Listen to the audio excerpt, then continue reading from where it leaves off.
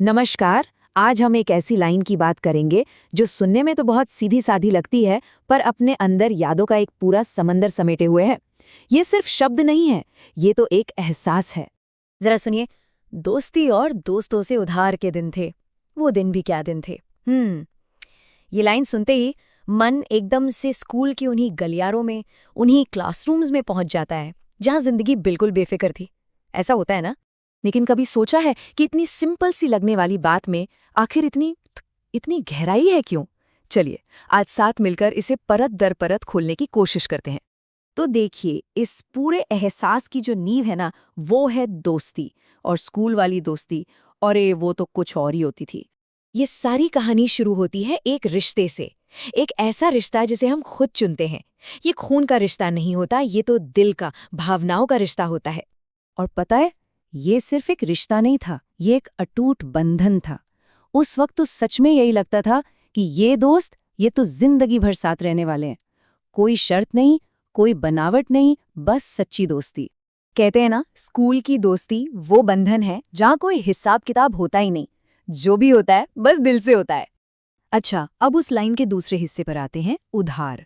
अब यहाँ उधार का मतलब सिर्फ पैसे या चीजों का लेन देन नहीं है। नहीं, ये उससे कहीं ज्यादा है। ये तो एक प्रतीक है, एक सिंबल है। सोचिए, आज का लेन देन कैसा होता है? काफी फॉर्मल, जरूरत पर टिका हुआ। लेकिन तब दोस्तों से उधार लेना, वो तो भरोसे और शेयरिंग का दूसरा नाम था। अरे वो पेन मांगना या किसी का लंच बॉक्स शेयर करना, हर छोटी चीज में एक अपनापन था। दोस्तों के बीच का हिसाब बिल्कुल जीरो, शून्य।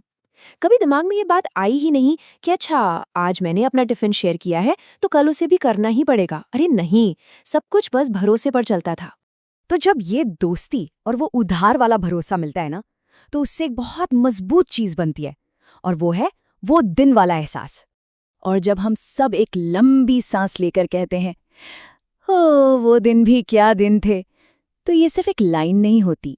ये एक गहरी आह होती है, जिसमें गुजरी हुई जिंदगी की सबसे प्यारी महक बसी होती है।